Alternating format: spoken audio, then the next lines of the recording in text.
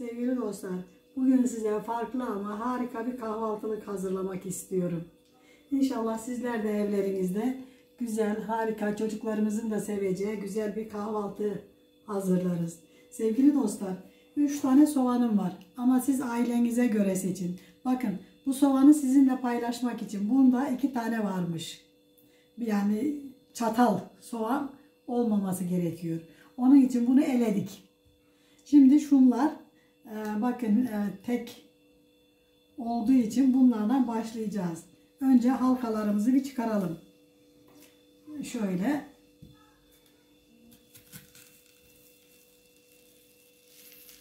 Mümkün olduğu kadar şu kalınlıkta. Herkes isteğine göre sevgili dostlar.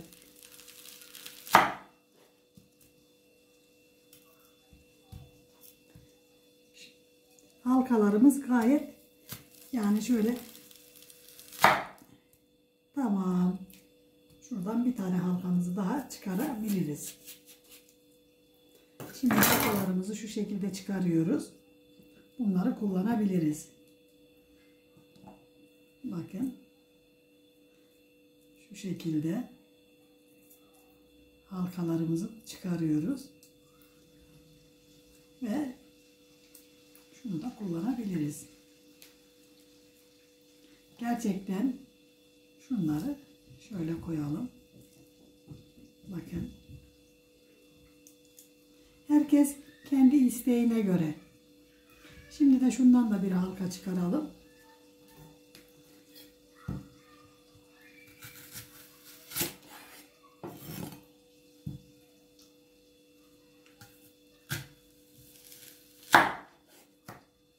Mümkün olduğu kadar keskin bir bıçakla kesersek halkalarımız daha düzgün çıkar. Boyuna göre yapsın sevgili dostlar. Halkalarımız bitince size göstereceğim. Soğanlarımızı küçük küçük doğradık. Şimdi bunu kabımıza alıyoruz. Siz istiyorsanız robotta geçirebilirsiniz. Daha küçük doğrayabilmek için. Ben bu kadar küçülttüm. Sonra biberlerimizi, kapya biberlerimizi doğruyoruz küçük küçük. Sevgili dostlar, biberlerimi yıkadım.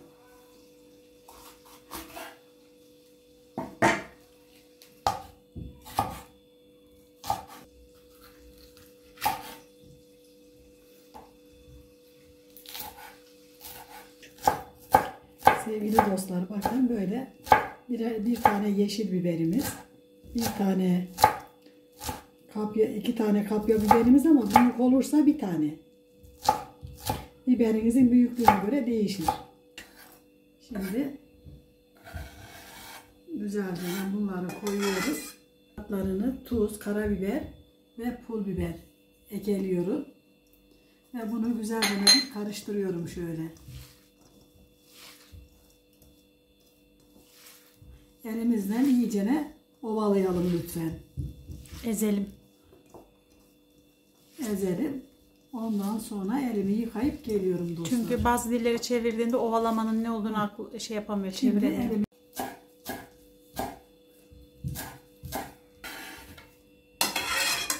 Yumurtamızı kırıyorum.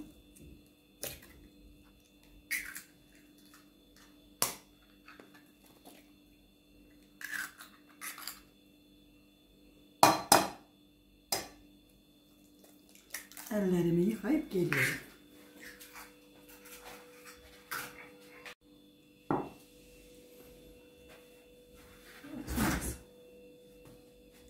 Bir çay bardağına süt koyuyorum. Şöyle 2 yemek kaşığı sıvı yağ koyuyorum.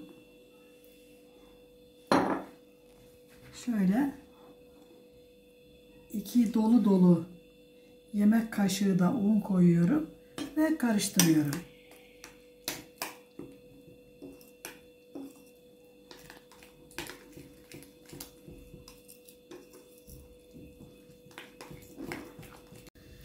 Sevgili dostlar, şöyle tavanın her yerine gelecek şekilde yağımızı koyalım. Çok değil, tavamızı yağlayacak kadar. Şöyle. Şimdi halkalarımızı bu şekilde koyuyoruz.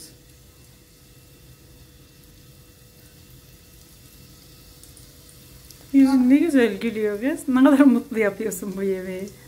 Seviyorum ben yemek yapmayı. Yemek yapmayı seviyorsun da çok o kadar mutlulukla yapıyorsun ki anlatamam. Yani keyif alıyorsun, aşkla yapıyorsun. Yemeği severek yapmazsan ne tadı olur ne de tuzu. İşte benim yaptığım yemekler öyle oluyor. Ben sevmiyorum yemeği. Çünkü yemek yapmak aşktır, aşk. Bakın sevgili dostlar, bir tane de şuraya yerleştirdik mi altında biraz kısalım. Şimdi bakın soğanlarımızı şu şekilde bir ters çeviriyorum.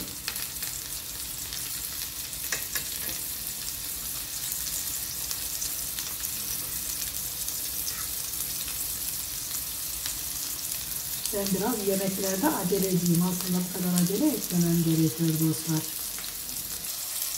Soğanlarımızı şöyle birazcık kızartacağız sevgili dostlar. Yoksa ne olmaz, soğanlarımız pişmemiş olur.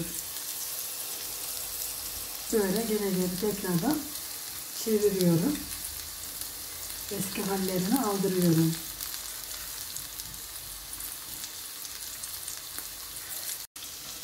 Ve dengine de geldi. Şimdi sıra geldi harcımızı koymaya.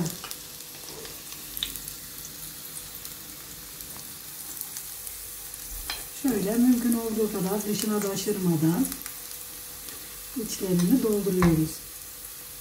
Harika bir kahvaltılık, hem çocuklarımızın seveceği hem de mükemmel bir kahvaltılığımız olacak.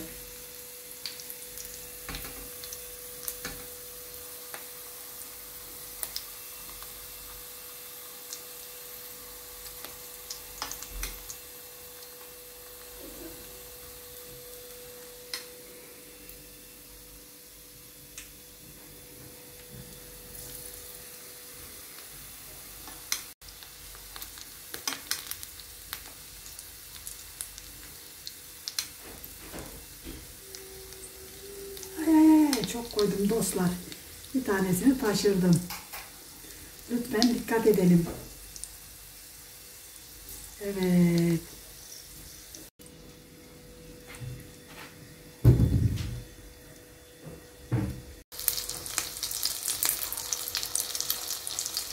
Daha tam olmamış sevgili dostlar. Hangisini önce hangisini sonra koyduğumu bilemedim. Ama bir çevirelim bakalım biz. Harika kahvaltılık olacak. Çocuklarımızın da seveceği mükemmel bir kahvaltılık.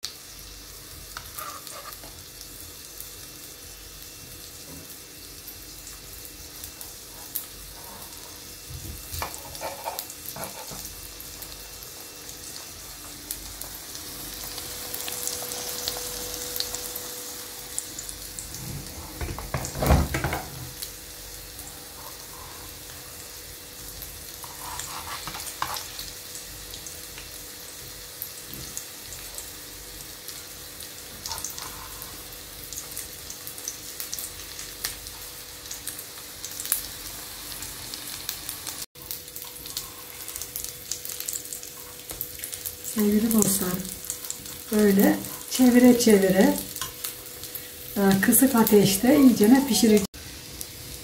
Bakın sevgili dostlar, böyle yavaş yavaş Kısık ateşte olabildiğince. kısık ateşte birazcık daha kızarsın. Acele etmişim ben. Böyle iyicene kızarsın, görüşeceğiz.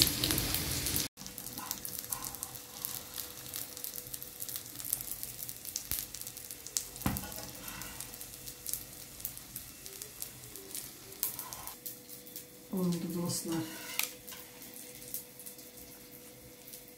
Miau.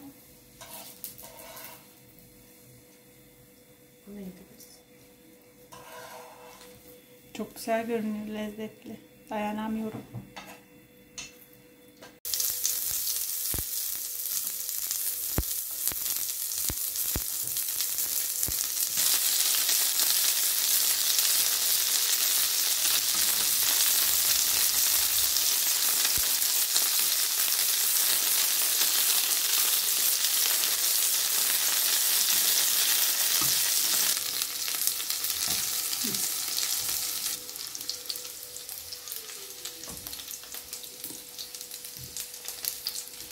Bunu yapan adamlara dedim ki ben, eğer yapmayın kardeş dedim ama Anne. maalesef.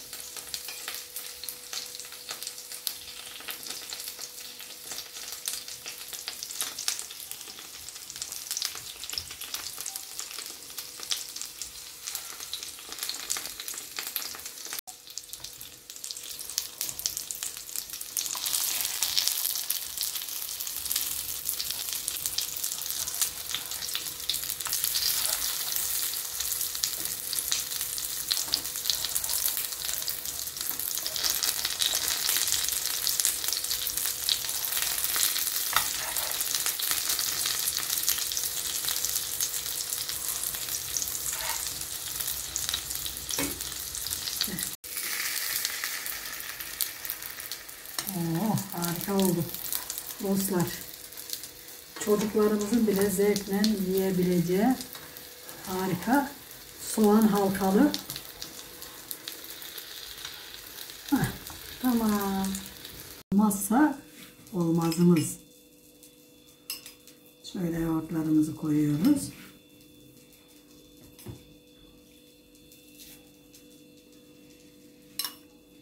Anne niye acele ediyorsun?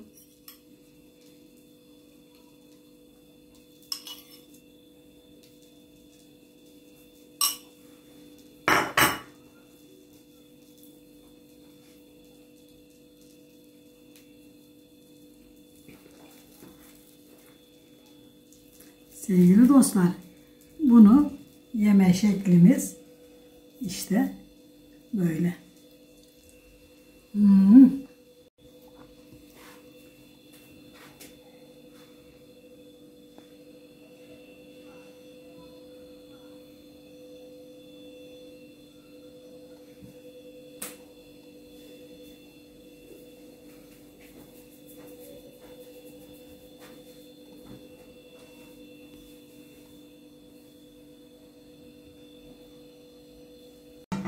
Sevgili dostlar, yapacak olanlara kolay gelsin, yiyecek olanlara afiyet olsun.